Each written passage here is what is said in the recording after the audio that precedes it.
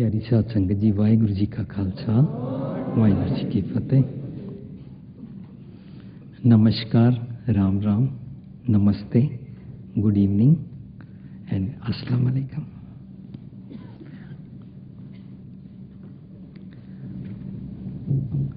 ਅਸੀਂ ਸਾਰੇ ਇੱਕ ਆਨੰਦ ਮਾਣਨਾ ਚਾਹੁੰਦੇ ਹਾਂ। ਅਸੀਂ ਸਾਰੇ ਕੋਈ ਸੁੱਖ ਮਾਣਨਾ ਚਾਹੁੰਦੇ ਹਾਂ। ਅਸੀਂ ਸਾਰੇ ਜਿਸ ਮਰਜ਼ੀ ਰਿਲੀਜਨ ਦੇ ਹਾਂ, ਜਿਸ ਮਰਜ਼ੀ ਮਜ਼ਹਬ ਦੇ ਹਾਂ, ਜਿਸ ਮਰਜ਼ੀ ਉਮਰ ਦੇ ਹਾਂ, ਜਿਸ ਮਰਜ਼ੀ ਦੇਸ਼ ਵਿੱਚ ਰਹਿੰਦੇ ਹਾਂ, ਪਰ ਸਾਡੇ ਹਰ ਐਫਰਟ ਦਾ, ਸਾਡੇ ਹਰ ਮਿਹਨਤ ਦਾ ਰਿਜ਼ਲਟੈਂਟ ਅਣਭੁੱਲਿਆਂ ਸ਼ਾਇਦ ਅਸੀਂ ਸੁੱਖ ਮਾਣਨਾ ਚਾਹੁੰਦੇ ਹਾਂ। ਮੇਬੀ ਸ਼ਾਇਦ ਅਸੀਂ ਫॉर एवर ਦੀ ਪੀਸ ਚਾਹੁੰਦੇ ਹਾਂ। ਚਾਹੇ ਸਾਡੀ ਮਿਹਨਤ ਮਟੀਰੀਅਲ ਵਰਲਡ ਦੀ ਹੁੰਦੀ ਹੈ, ਭਾਵੇਂ ਫੇਮ ਦੀ ਹੁੰਦੀ ਹੈ, ਭਾਵੇਂ ਬਹੁਤ ਸਾਰਾ ਪੈਸਾ ਕਮਾ ਕੇ ਇੱਕ ਸਮਾਜ ਵਿੱਚ ਅਮੀਰ ਮਨੁੱਖ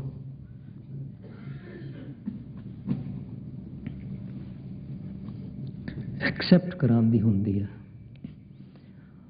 ਪਰ ਸਾਨੂੰ ਸ਼ਾਇਦ ਨਹੀਂ ਪਤਾ ਕਿ ਅਸੀਂ ਦਰਅਸਲ ਚਾਹੁੰਦੇ ਹਾਂ ਵੀ ਮੈਨੂੰ ਉਸ ਤੋਂ ਬਾਅਦ ਚੈਨ ਮਿਲੇਗਾ,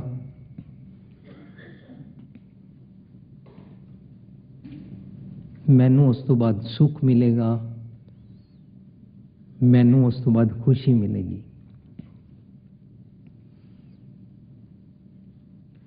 ਕਦੇ ਸਮਾਂ ਹੋਇਆ ਤੇ ਮੈਂ ਤੁਹਾਡੇ ਨਾਲ ਸਾਂਝ ਕਰਾਂਗਾ ਕਿ ਰੀਅਲ ਖੁਸ਼ੀ ਕੀ ਹੁੰਦੀ ਹੈ ਅਤੇ ਅਸੀਂ ਕਿਸ ਨੂੰ ਖੁਸ਼ੀ ਸਮਝਿਆ ਹੋਇਆ। ਪਰ ਅੱਜ ਸਾਡਾ ਸਬਜੈਕਟ ਜਿਹੜਾ ਹੈ, ਅੱਜ ਦਾ ਟੌਪਿਕ ਅਸੀਂ ਚੁਣਿਆ ਹੈ,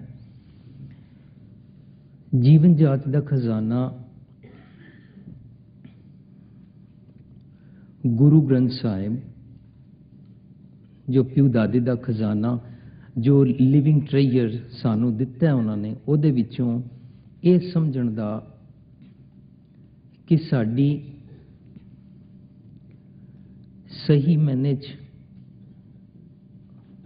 ਆਤਮਕ ਤ੍ਰਿਪਤੀ ਕਿਵੇਂ ਹੋ ਸਕਦੀ ਹੈ ਜੇਕਰ ਸਾਡਾ ਬਾਹਰੋਂ ਰਿਲੇਸ਼ਨਸ਼ਿਪ, ਵਿਵਹਾਰ, ਲੋਕਾਂ ਨਾਲ ਉੱਠਣ ਬੈਠਣ, ਲੋਕਾਂ ਨਾਲ ਸਾਂਝ ਠੀਕ ਨਹੀਂ ਤਾਂ ਉਹ ਸੁੱਖ ਅਸੀਂ ਮਾਣ ਨਹੀਂ ਸਕਦੇ। ਅਤੇ ਜੇਕਰ ਠੀਕ ਹੋ ਜਾਏ, ਜੇਕਰ ਫਿਕਸ ਹੋ ਜਾਏ ਤਾਂ ਸਾਨੂੰ ਕੀ ਕੀ ਬੈਨੀਫਿਟਸ ਹੋ ਸਕਦੇ ਨੇ। ਉਸ ਪੱਖੋਂ ਅੱਜ ਦਾ ਟੌਪਿਕ ਹੈ ਮੇਰਾ ਸਾਜਨ।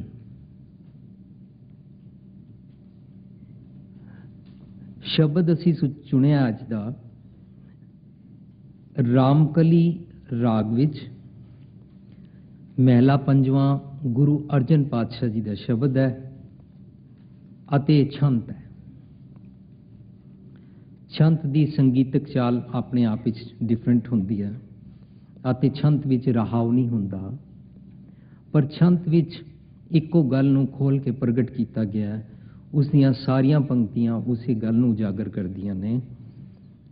ਇਹ ਸ਼ਬਦ ਗੁਰੂ ਗ੍ਰੰਥ ਸਾਹਿਬ ਜੀ ਦੇ 183 ਭਾਵ 183 ਨੰਬਰ ਪੰਨੇ ਤੇ ਅੰਕਿਤ ਹੈ। ਔਰ ਇਸ ਸ਼ਬਦ ਰਾਹੀਂ ਅਸੀਂ ਸਮਝਦੇ ਹਾਂ ਮਾਂ ਪਿਓ ਅਤੇ ਬੱਚੇ, ਗ੍ਰੈਂਡ ਪੇਰੈਂਟਸ ਅਤੇ ਗ੍ਰੈਂਡ ਚਿਲਡਰਨ, ਪਤੀ ਪਤਨੀ ਅਤੇ ਸਾਡੇ ਆਫਿਸ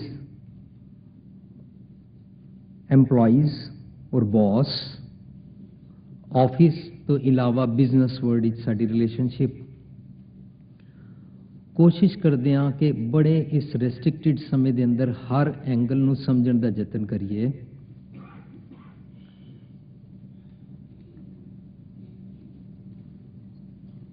ਭੁਲੇਖੇ ਦੇ ਨਾਲ ਅਸੀਂ ਸਮਝਦੇ ਹਾਂ ਕਿ ਮੈਂ ਧਰਮ ਕਰਮ ਪੂਰਾ ਕਰ ਲਵਾਂ, ਘਰ ਮੇਰਾ ਭਾਵੇਂ ਸਕੈਟਰਡ ਰਵੇ। ਘਰ ਦਾ ਪਜ਼ਲ ਮੇਰਾ ਭਾਵੇਂ ਠੀਕ ਹੋਏ ਨਾ ਹੋਏ, ਮੇਰੀ ਈਗੋ ਸੈਟੀਸਫਾਈ ਹੋ ਜਾਏ ਕਿ ਮੈਂ ਧਰਮ ਕਰਮ ਪੂਰਾ ਕਰ ਲਿਆ। ਜੋ ਮੈਂ ਆਪਣੇ ਘੜੇ ਹੋਏ ਰੱਬ ਜੀ ਨੇ, ਉਹ ਸੋ ਕਾਰਡ ਰੱਬ ਜੀ ਨੂੰ ਮੈਂ ਖੁਸ਼ ਕਰ ਲਵਾਂ, ਦੇਖੋ ਮੈਂ ਧਰਮ ਕਰਮ ਪੂਰਾ ਕਰ ਲਿਆ। ਪਰ ਭਾਵੇਂ ਮੇਰੇ ਘਰ ਦੇ ਪਜ਼ਲ ਜੁੜਨ ਜਾਂ ਨਾ ਜੁੜਨ,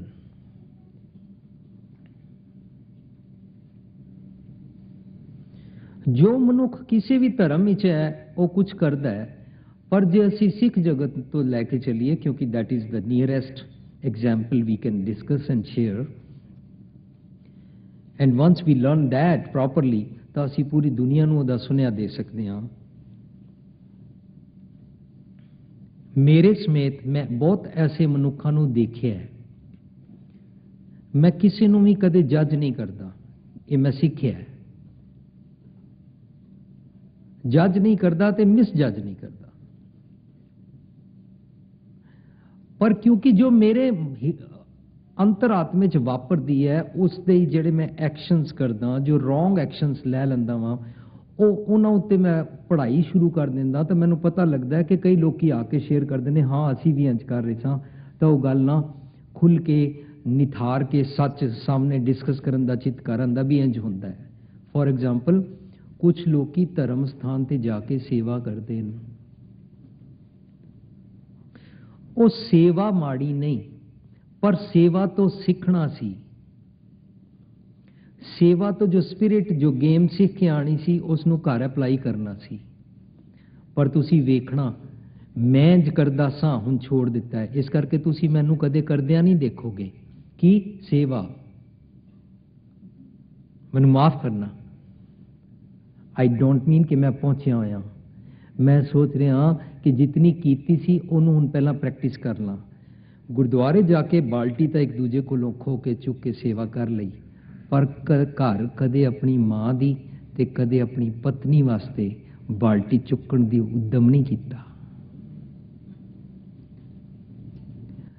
ਗੁਰਦੁਆਰੇ ਜਾ ਕੇ ਲੰਗਰ ਦੀ ਤਾਂ ਉੱਚਾ ਉੱਚਾ ਬੋਲ ਕੇ ਸੇਵਾ ਕਰ ਦਿੱਤੀ, ਕਿਉਂਕਿ ਉੱਥੇ ਮੇਰੇ ਕਿਸਮ ਦੇ ਸਾਰੇ ਲੋਕੀ ਬੈਠੇ ਨੇ ਜਿਹੜੇ ਮੈਨੂੰ ਗੁਰਮੁਖ ਸਮਝਣਗੇ, ਮੈਨੂੰ ਪਾਇਸ ਸਮਝਣਗੇ। ਪਰ ਬਾਹਰ ਕਦੇ ਜੇ ਕੋਈ ਗਰੀਬ ਨੇੜੇ ਆਇਆ ਨਾ, ਤਾਂ ਮੈਂ ਉਹਦੇ ਨਾਲ ਮਿਸਬਿਹੇਵ ਕੀਤਾ। ਜੇ ਮੇਰੇ ਘਰ ਕੋਈ ਗਰੀਬ ਆਇਆ ਤਾਂ ਮੈਂ ਉਹਦੇ ਨਾਲ ਮਿਸਬਿਹੇਵ ਕੀਤਾ। ਅਤੇ ਬਾਹਰ ਜਾ ਕੇ ਤਾਂ ਮੈਂ ਬੜਾ ਹੋਕਾ ਦੇ ਲਿਆ, ਧਰਮ ਦਾ ਸੇਵਾ ਦਾ ਪ੍ਰਚਾਰ ਦਾ ਢੰਗ ਬਣਾ ਲਿਆ। ਪਰ ਜਦੋਂ ਮੈਨੂੰ ਘਰ ਆਪਣੀ ਵੋਟੀ ਬੱਚੇ, ਆਪਣਾ ਪਤੀ, ਆਪਣੀ ਪਤਨੀ, ਆਪਣੇ ਬੱਚੇ, ਆਪਣੇ ਨਾਨਕੇ ਦਾਦਕੇ, ਆਪਣੇ ਕੋਈ ਵੀ ਰਿਲੇਸ਼ਨ ਵਿੱਚ ਕਿਸੇ ਦੇ ਨਾਲ ਸ਼ੇਅਰ ਕਰਨਾ ਪਿਆ, ਬਿਹੇਵ ਮੇਰਾ ਗਲਤ ਸੀ। ਗੁਰਬਾਣੀ ਗੁਰਦੁਆਰੇ ਜਾ ਕੇ ਪੜ੍ਹਨ ਵਾਸਤੇ ਨਹੀਂ ਹੈ, ਕਿਉਂਕਿ ਜਦੋਂ ਗੁਰਦੁਆਰੇ ਬਣੇ ਨਹੀਂ ਸਨ, ਗੁਰਬਾਣੀ ਉਸ ਤੋਂ ਪਹਿਲਾਂ ਦੀ ਜੇ। ਗੁਰਦੁਆਰਾ ਤਾਂ ਇਸ ਕਰਕੇ ਬਣਿਆ ਕਿ ਗੁਰਦੁਆਰੇ ਵਿੱਚ ਬੈਠ ਕੇ ਉਹ ਮਾਹੌਲ ਹੈ ਜਿਸ ਵਿੱਚ ਸਤਿਗੁਰ ਦੀ ਸੱਚ ਦੀ ਗੱਲ ਕੀਤੀ ਜਾਂਦੀ ਹੈ, ਤੇ ਸਿੱਖ ਕੇ ਆਪਣੇ ਘਰ ਜਾ ਕੇ ਅਪਲਾਈ ਕਰ। ਅਸੀਂ ਸੋਚਿਆ ਗੁਰਦੁਆਰੇ ਜਾ ਕੇ ਸੇਵਾ ਕਰ ਲਈ, ਉੱਥੇ ਵਸਦੀ ਹੈ। ਘਰ ਵਾਪਸ ਵੈਸੇ ਕਿ ਵੈਸੇ ਆ ਜਾਓ। ਗੁਰਦੁਆਰੇ ਜਾ ਕੇ ਬਾਣੀ ਪੜ੍ਹ ਲਈ, ਪਾਠ ਕਰ ਲਿਆ, ਕੀਰਤਨ ਕਰ ਲਿਆ, ਪਰ ਘਰ ਜਦੋਂ ਮੁੜੋ ਤੇ ਉਹੀਓ ਵਾਲੇ ਮੁੜੋ। ਸਾਹਿਬ ਮੇਰਾ ਨੀਤ ਨਵਾਂ ਹੈ ਤੇ ਅਸੀਂ ਪੁਰਾਣੇ ਦੇ ਪੁਰਾਣੇ ਮੁੜਦੇ ਹਾਂ। ਸਾਹਿਬ ਮੇਰਾ ਨੀਤ ਨਵਾਂ ਹੈ, ਪਰ ਅਸੀਂ ਹਰ ਸਾਲ ਨਵਾਂ ਸਾਲ ਮਨਾ ਕੇ ਪੁਰਾਣੇ ਦੇ ਪੁਰਾਣੇ ਰਹਿੰਦੇ ਹਾਂ। ਸਾਹਿਬ ਮੇਰਾ ਨੀਤ ਨਵਾਂ ਹੈ, ਪਰ ਹਰ ਸਾਲ ਅਸੀਂ ਹੈਪੀ ਬਰਥਡੇ ਔਰ ਹੈਪੀ ਐਨੀਵਰਸਰੀ ਮਨਾ ਕੇ ਵੀ ਪੁਰਾਣੇ ਦੇ ਪੁਰਾਣੇ ਰਹਿੰਦੇ ਹਾਂ। ਉਹ ਕਾਰਨ ਪਤਾ ਕੀ ਹੈ? ਅਸੀਂ ਸੋਚ ਲਿਆ ਧਰਮ ਕੁਛ और है, घर की जिंदगी कुछ और है। ਇਸ ਕਰਕੇ ਅਸੀਂ ਨਾ ਟੁੱਟ ਗਏ। ਪਰ ਧਰਮ ਜੋ ਸਿਖਾਣਾ ਚਾਹੁੰਦਾ ਸੀ ਸਾਨੂੰ, ਉਹ ਸਿਖਾਣਾ ਚਾਹੁੰਦਾ ਸੀ भगवान जी को साजन बना, और पता है क्या कर, उनको एक्सप्लोर कर दे सारे वर्ल्ड में, ताकि तेनू घट घट मैं हरजू बसे नजर आना शुरू हो जाए। उस साजन नू जर्रे जर्रे विच ना उन्हें आप बिठाया कि नहीं बिठाया, तू तसव्वुर कर। तू अपनी अंतरात्मे की अवस्था इंज बना कि रब जी तुसी अपंजे हो, तुहानू कोई तोड़ नहीं सकता, पर अपना जीवन उच्चा करने वास्ते मैं तुहानू निक्का निक्का करके हर मनुख विच पा देना चाहता, ताकि मैं जिथे जावां मैं तुहानू एंजॉय कर सकां। दैट इज वट शब्द इज टुडे। साजनड़ा मेरा साजनड़ा, मेरा साजनड़ा, निकट खलोएड़ा मेरा साजनड़ा। शब्द है मेरा साजन, मेरा रब, बिलवड, मेरा प्यारा, वो निकट खलोया होया।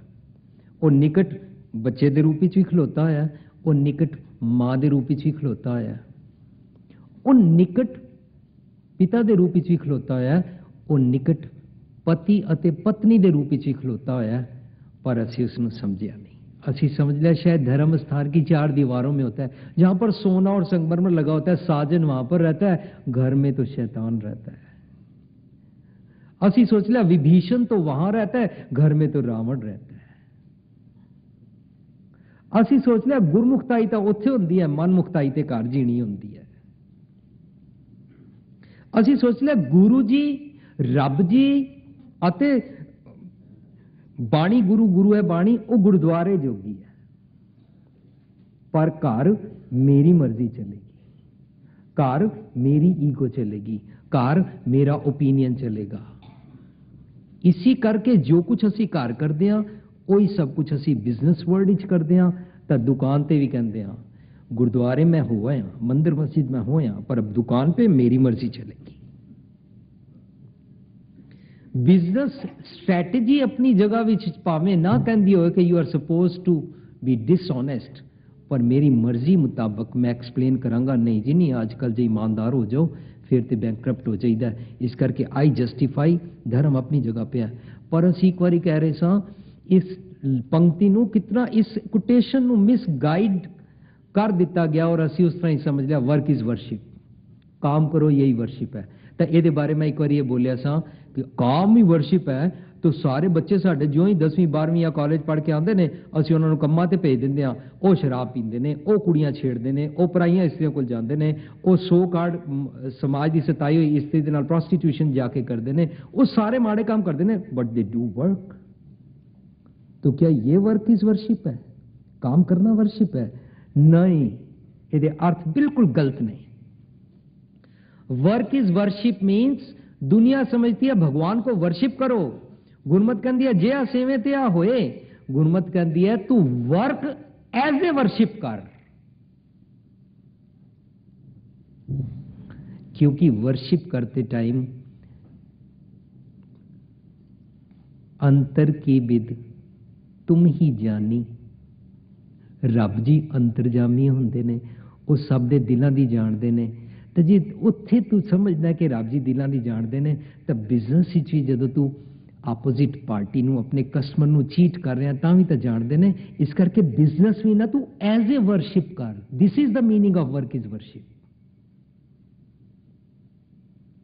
जदों वर्क इज वर्शिप करेगा, कबीर साहब वांगू बुनना तन्ना त्याग है प्रीत चरण कबीरा।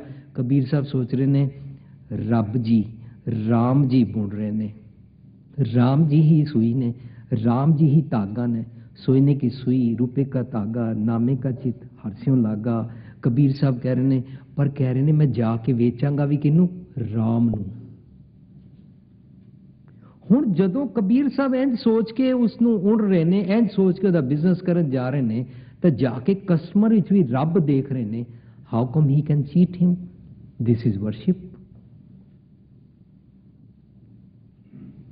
सानू ये वर्शिप समझ नहीं आई, क्योंकि साडे माँ बाप कहते ने बेटा वध तो वध जिस तरह मर्जी कमा के लिया, तू निखट्टू है, तू नालायक है, देख फलाणिया दा बच्चा कितनी कमा के लिया।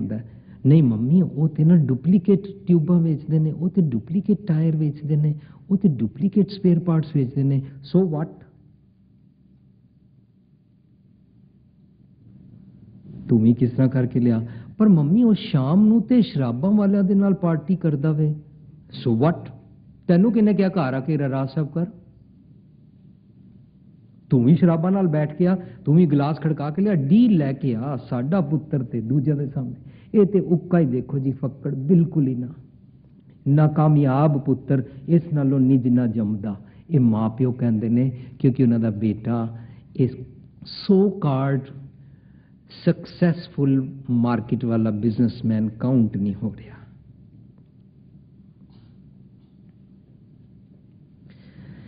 ये सारिया गल्लां दा सिट्टा यह निकलिया कि साडी रिलेशनशिप किसी भी जगह ठीक नहीं है। बिजनेस विच कस्टमर दे नाल, ऑफिस विच बॉस या एम्पलॉय दे नाल, चपड़ासी दे नाल, अपने नौकर दे नाल, घर विच अते पति पत्नी बच्चे किसी दे नाल भी, तो साडी सब दी डिसहार्मनी हो गई है। पहली गल ते हारमनी बारे मैं एक लेख लिखिया recently. I have given this article to readers digest. वो इसनूं छापणगे, तुहाडी सेवा 'च हाज़र होएगा। पर उस लेख विच मैं लिखण दा यतन कीता कि साडी डिसहारमनी स्टार्ट कित्थों हुंदी है ते असीं पहुंच कित्थे जांदे हां। असीं क्यों एक दूजे नाल हारमनी बना नहीं पांदे हां। साजनड़ा मेरा साजनड़ा, निकट खलोएड़ा मेरा साजनड़ा, असीं ठीक तरीके नाल नहीं जी सके, तां करके असीं अपनी लाइफ विच लूजर हां। साडी लाइफ विच लव गायब है। साडी लाइफ विच असीं बिना किसी सच दे ज्ञान नूं समझिया शरीरक तौर ते वड्डे हो गए, आत्मक तौर ते असीं बच्चे हां, बचकाना बिरती है। इस करके शरीरक तौर ते when we are fit for sex, साडे घर वाले कहंदे ने इस बच्चे दा विआह कर दिओ। वी आर जस्ट लाइक, जिस तरह गली विच बिना नकेल पाया बुल होंदा है ना, टग्गे, वो टग्गा जिसको हिंदी में सांड बोलते हैं, बस असी उसी किस्म के इंसान होंदे हैं। And we are thinking we are fit for marriage, our parents they are thinking we are fit for marriage and we marry. पर विआह करन वेले भी सानू उस चीज तो समझाया गया सी जिसनों असी लावां कहंदे हां, आनंद कारज कहंदे हां। भावें आनंद कारज का मतलब सी कि आनंदमय जीवन जीवेगा, पर साडा आनंद कारज मुताबक जीवन नहीं होंदा। इस करके असी नरकी जीवन जींदे हां अते फिर इस नरकी जीवन चों असी जिहड़े बच्चे पैदा करदे हां वो सारे इस धरती वास्ते जहमत बन जांदे ने।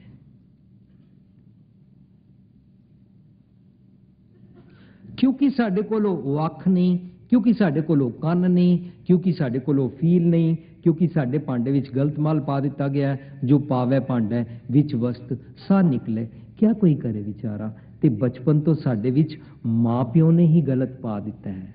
मैनू खिमा करना, कई माँ प्यो बहुत चंगे ने, वो मैनू माफ कर देन, मेजोरिटी। और मैं बड़े माण नाल कहंदा कि मेरे माँ प्यो, मेरी नाना नानी सारे, मेरी एनवायरनमेंट बहुत अच्छी सी and I am proud of that. पर मेजोरिटी इस तरीके नाल खराब है तो साडी सारी एनवायरनमेंट इस तरीके नाल पॉल्यूटेड बन गई है। अज ग्रीनरी वास्ते पॉल्यूशन की विचारता की जा रही है, बड़ियां सारियां संस्थावां उठ रही ने, लेकिन धर्म तो कई हज़ारां सालों तो यह कोशिश कर रहा सी। 500 सालों तो गुरु नानक साहब ने भी यह सुनिया दिता, 10 गुरु साहिबान का सुनिया, गुरु ग्रंथ साहिब विच जिहड़ी बाणी है अते भगतां दी जिहड़ी बाणी है, उन्हें कोशिश की कि मनुख जे अपना आत्मक पॉल्यूशन ठीक कर ले, हर का नाम ध्याय कै हो हरिया पाई, कर्म लिखनते पाइए ए रुत सुआई, वण तृण त्रिभवन मौलिया लथी सब छाई। जेकर अंदर दा पॉल्यूशन काश असी ठीक करन जोगे हो जाइए तो असी बहुत कुछ कर सकते हैं, फिर बाहर दा पॉल्यूशन भी आपे ठीक होता जाएगा। आई डोंट मीन कि बाहर दे पॉल्यूशन ते काम ना किया जाए, लेकिन जो धर्म सिखाना चाहता है दरअसल धर्म ना अंदर दा पॉल्यूशन ठीक करना चाहता है।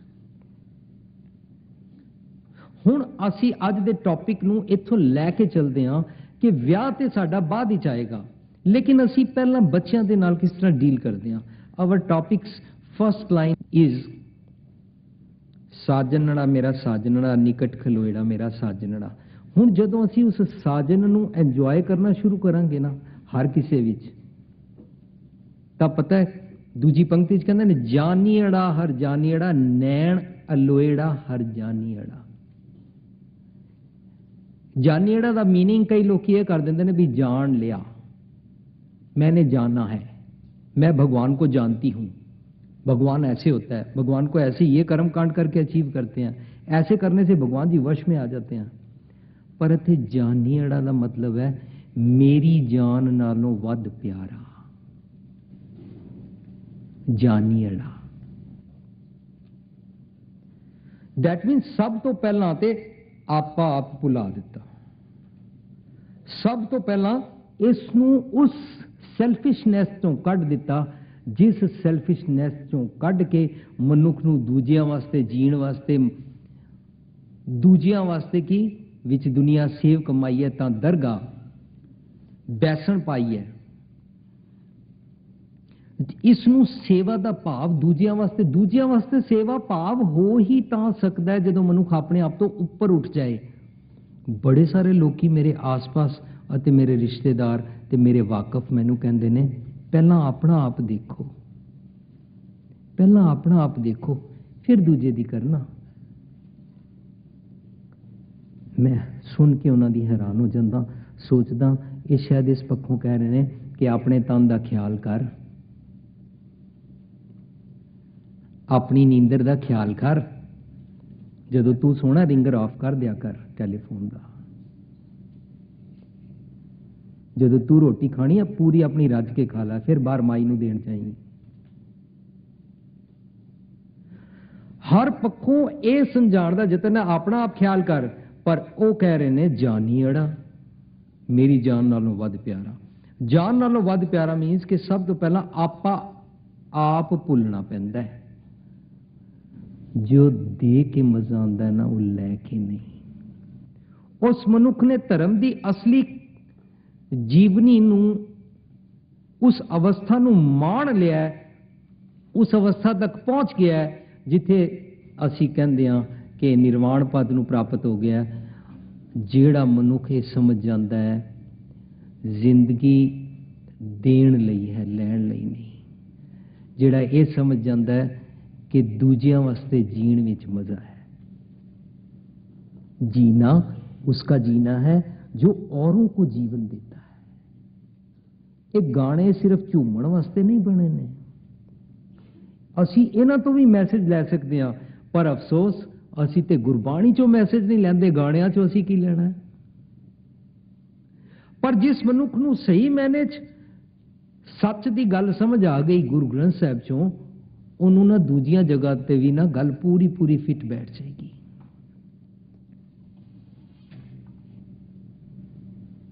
जे तुसी गजल सुनोगे तो गजल चो भी तुहानू वही उमाल मिल जाएगा।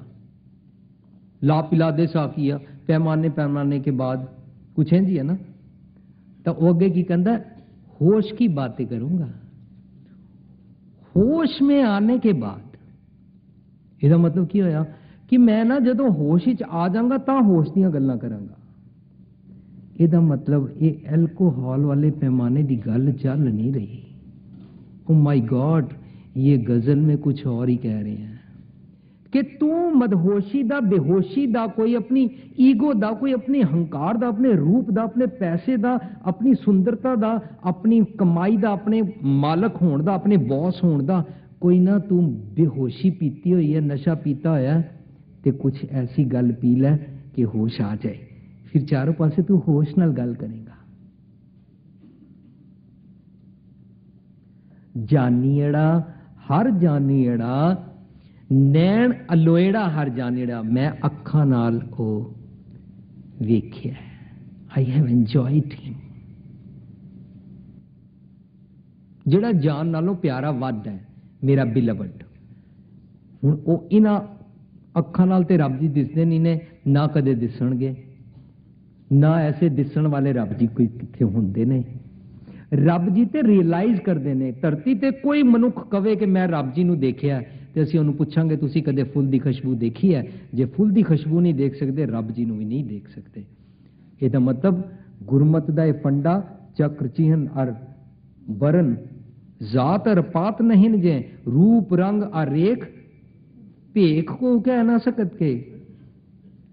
गुरमत ਦਾ ਇਹ फंडा भगवान को बना नहीं सकते, थापिया ना जाए, कीता ना होए, तुहाडे बनाण नाल नहीं हो जाएगा।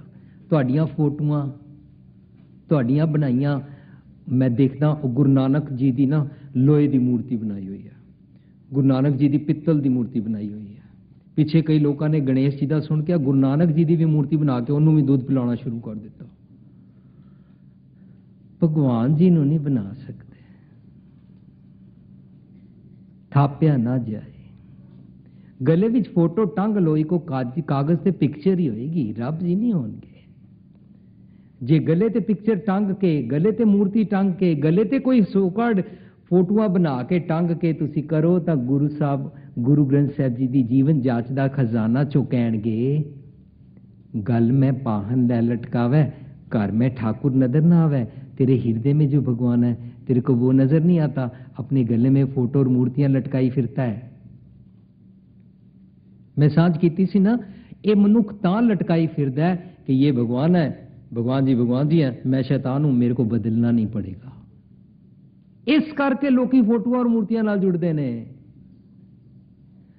पर मैं देखिया एक बंदे ने इत्थे फोटो रखी हुई, तो मैं क्या तुसी ये फोटो, ये पीछे कैलेंडर छापिया है, ये केड़ी फोटो है? ये गुरु नानक साहब दी। मैं क्या अच्छा तुसी शराब क्यों पीती हुई है, इन्ने नशे और बो आ रही है तुहाडे तो, तुसी इंज क्यों कीता? मैनू तुहाडे नाल नफरत नहीं है, पर तुसी इत्थे photo, you say that you are Guru Nanak का सिख। वाई? कहंदा मैनू नशा चढ़दा नहीं है, मैं पूरी होश ही चा। मैं किस तरह? कहंदा हर वेले गुरु नानक साहब दी फोटो बोझे च रखते हैं। It won't help you. जो एल्कोहल के साइड इफेक्ट होने ने और तुहाडा ब्रेन बेहोशी च जाना है, वो जाएगा ही जाएगा, पर उस शैतानियत तुसी इस फोटो वाले नू शरीक नहीं कर सकते।